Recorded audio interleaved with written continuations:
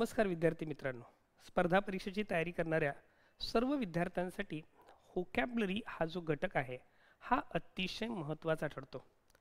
कोणतीही competitive exam असू दे, मग अगदी ती NDA पासून ते अगदी UPSC पर्यंत, मग NDA असेल, CDS असेल, लॉ CET असेल, क्लॅट असेल, MPSC असेल, UPSC असेल किंवा आपल्या TCS IBPS पॅटर्नप्रमाणे होणाऱ्या सगळ्या स्पर्धा परीक्षा असू देत, ह्या प्रत्येक परीक्षेमध्ये व्होकॅब्युलरी हा घटक अतिशय महत्त्वाचा ठरतो आणि या घटकावर साधारणपणे 40 ते 50% प्रश्न विचारले जातात.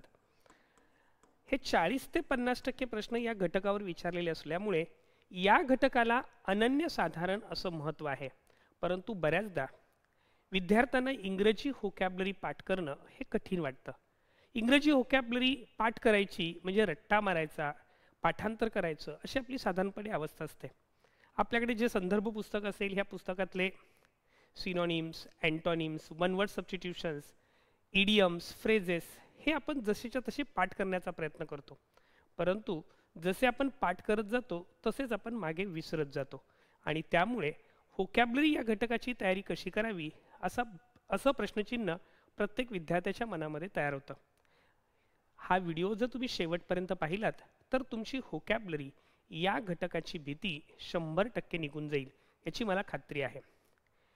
व्होकॅब्युलरी या घटकाची तयारी करत असताना व्होकॅब्युलरीशी संबंधित असणाऱ्या ज्या कॉन्सेप्ट्स आहेत या समजून घेणं गरजेचं आहे. इंग्रजीमध्ये कोणताही वर्ड जो आहे हा 3 घटकापासून तयार झालेला असतो. प्रेफिक्स म्हणजेच मराठीमध्ये आपण त्याला उपसर्ग असं म्हणतो, सफिक्स प्रत्यय आणि रूट वर्ड मूळ शब्द अशा 3 घटकापासून तो शब्द तयार झाला असतो. कोणत्याही शब्दाचा अभ्यास करत असताना जर आपण त्या शब्दाची इटिमॉलॉजी समजून घेतली, इटिमॉलॉजी याचा अर्थ तो शब्द कसा तयार झालेला आहे हे जर समजून घेतलं तर आपल्याला तो शब्द लक्षात राहतो आणि त्याच्या अनुषंगाने इतर शब्द सुद्धा लक्षात ठेवता येतात किंवा परीक्षेला आलेल्या एखाद्या नवीन शब्दाचा अर्थ देखील तुम्हाला गेस करता येतो. या व्हिडिओ लेक्चरमध्ये आपण काही उदाहरणासह ही कन्सेप्ट समजून घेणार आहोत. समजा डेमोक्रॅसी असा शब्द आहे. समजा डेमोक्रॅसी असा शब्द आहे.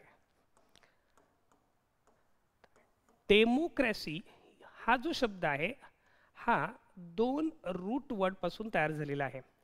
याच्यातला पहिला रूट जो आहे हा डेमॉस आहे. डेमो हा जो शब्द आहे हा डेमॉस या रूट पासून तयार झालेला आहे आणि क्रेसी हा जो शब्द आहे हा क्रेशिया ह्या रूट पासून तयार झालेला आहे. दोन्ही रूट जे आहेत हे ग्रीक रूट आहेत.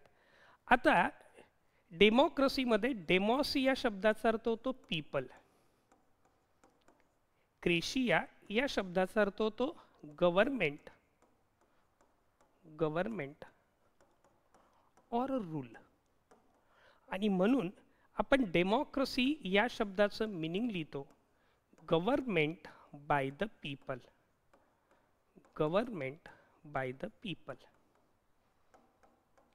म्हणजेच मराठीमध्ये आपण त्याला लोकशाही असं म्हणतो. मराठीमध्ये आपण त्याला लोकशाही असं म्हणतो, government by the people.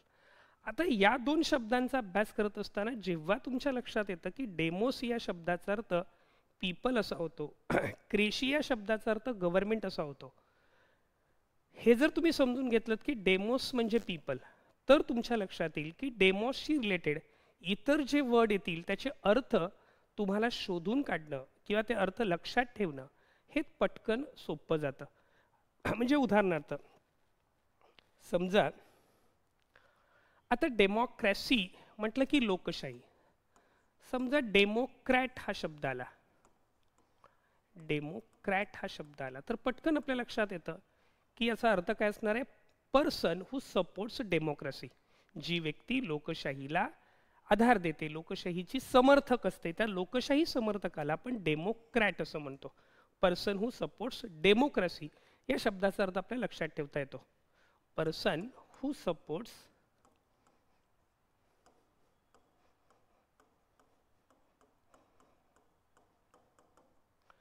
Democracy या शब्दाचा अर्थ आपल्याला लक्षात ठेवता येतो. समजा तुम्हाला डेमोग्राफी हा शब्द विचारला, डेमोग्राफी हा शब्द विचारला तर इथे परत तुमच्या लक्षात येतं डेमोग्राफीमध्ये दोन रूट आहेत. डेमोचा अर्थ आपण डेमॉस या रूटपासून पीपल असा होतो आणि ग्रॅफी हा जो वर्ड आहे हा आपण बऱ्याच शब्दांच्या मध्ये पाहिला असतो. जिओग्राफी, ग्राफीचा अर्थ होतो स्टडी, ग्राफीचा अर्थ होतो स्टडी आणि म्हणून डेमोग्राफी याचा अर्थ होतो scientific study of human population.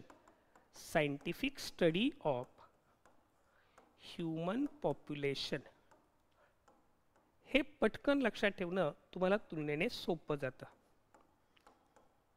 याचसारखे डेमोशी related शब्द समजा एक्झामला विचारले तर आपण त्यांचे अर्थ पटकन गेस करू शकतो. म्हणजे उदाहरणार्थ समजा तुम्हाला डेमोसाइड हा शब्द विचारला, डेमोसाइड असा शब्द विचारला तर याच्यामध्ये तुम्हाला माहिती आहे की डेमो हा जो रूट आहे याचा अर्थ होतो पीपल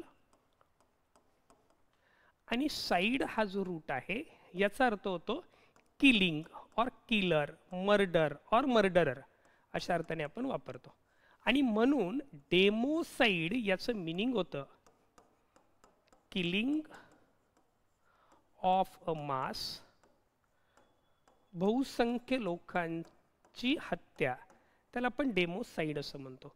आता हे समजून घेत असताना परत तुम्हाला नवीन रूट लक्षात राहतात. CID साइड, साइड म्हणजे किलिंग और मर्डर. किलिंग और मर्डरशी रिलेटेड जवळजवळ 41 शब्द इंग्रजीमध्ये आहेत ते आपण एकत्र केले तर ते पटकन आपण लक्षात ठेवू शकतो.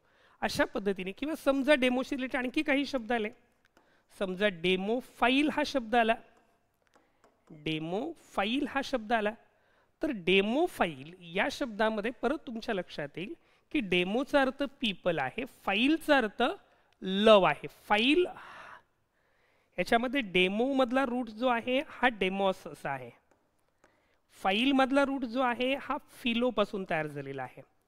डेमॉसचा अर्थ होतो पीपल, फिलोचा अर्थ होतो love. Means one who is mad for people, one who loves people, one who loves people. तर अशा वेळेला त्याला काय म्हटलं जाईल, डेमो फाईल असं म्हटलं जाईल. समजा डेमोगॉग असा शब्द आहे, डेमोगॉग असा शब्द आहे तर यामध्ये तुमच्या लक्षात येईल ह्याच्यातला पहिला रूट आहे डेमो म्हणजे people, agog means leading, agog means leading आणि मग डेमो मीन्स पीपल,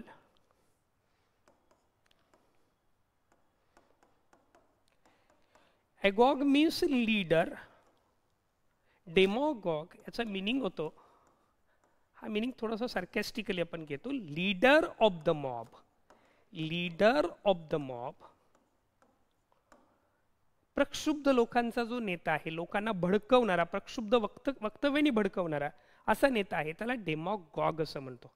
बघा लक्ष द्या, आता ह्या सर्वांच्या मध्ये ज्यावेळेला हे शब्द तुम्ही अभ्यासत जाता तेव्हा तुम्हाला वेगवेगळे रूटवर्ड समजतात. परत तुम्ही त्यातले प्रत्येकाचे रूटवर्ड, समजा क्रॅसी हा रूट घेतला तर क्रॅसीशी रिलेटेड जे वेगवेगळे शब्द आहेत त्यांचे अर्थ आपण लिहून काढू शकतो. समजा PHILE फाईल हा रूट घेतला तर फाईलशी रिलेटेड जे शब्द आहेत, म्हणजे समजा बिब्लिओ फाईल आहे किंवा बिब्लिओ फाईल, ज्याप्रमाणे डेमो फाईल आहे, बिब्लिओ फाईल सारखा शब्द असेल तर या शब्दांचे अर्थ आपल्याला समजून घेता येतील. आणि म्हणून आपल्याला रूटवर्ड्सचा अभ्यास करणं अतिशय महत्त्वाचं आहे. जर आपण रूटवर्ड्सची तयारी केली तर एक साधारणपणे लक्षात घ्या, इंग्रजीमध्ये या रूटवर्ड्स समजून घेण्यासाठी मी स्वतः व्होकॅब्युलरी मेड इझी हे पुस्तक लिहिलं आहे आणि या पुस्तकामध्ये साधारण 300 रूटवर्डपासून अतिशय स्पर्धा परीक्षांसाठी उपयुक्त, चांगल्या संभाषणासाठी उपयुक्त असे जवळपास 3000 शब्द तयार करून दिलेले आहेत. 300 रूटवर्ड तुम्ही अगदी कमी कालावधीत लर्न करू शकता आणि हे 300 रूटवर्ड लर्न केल्यानंतर जर तुम्ही आत्ता मी सांगितल्याप्रमाणे जर ते शब्द समजून घेतले तर तुम्हाला त्या शब्दांचे अर्थ लक्षात ठेवणं सोपं जाईल. याच प्रकारच्या शब्द लक्षात ठेवण्याच्या वेगवेगळ्या स्टिक्स आपण येणाऱ्या पुढील व्हिडिओ लेक्चर्समध्ये सुद्धा पाहणार आहोत. त्याचबरोबर सर्व विद्यार्थ्यांना, जे विद्यार्थी MPSC, SSC means SSC CHSL असेल, SSC CGL असेल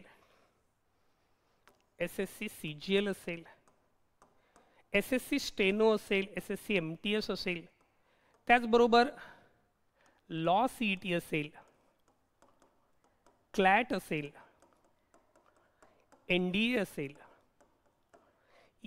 किंवा TCS IBPS मार्फत घेतल्या जाणाऱ्या वेगवेगळ्या स्पर्धा परीक्षा असतील, या स्पर्धा परीक्षांची तयारी करत आहेत, या सर्व स्पर्धा परीक्षेची तयारी करणाऱ्या विद्यार्थ्यांसाठी ओमकार अकॅडमीच्या वतीने होकॅबलरी स्पेशल बॅच सुरू होत आहे. यामध्ये आपण होकॅबलरीच्या सर्व कन्सेप्ट्स, होकॅबलरी मेमराईज करण्याच्या वेगवेगळ्या टेक्निक्स आणि त्याचबरोबर वेगवेगळ्या स्पर्धा परीक्षांना विचारलेले प्रत्येक घटकाचे शेकडो PYQ या बॅचमध्ये आपण सोडवून घेणार आहोत. जे विद्यार्थी इच्छुक असतील अशा विद्यार्थ्यांनी 9870480875 किंवा 8070903232 या क्रमांकावर संपर्क साधावा. सर्व विद्यार्थ्यांना तुमच्या परीक्षांसाठी हार्दिक शुभेच्छा.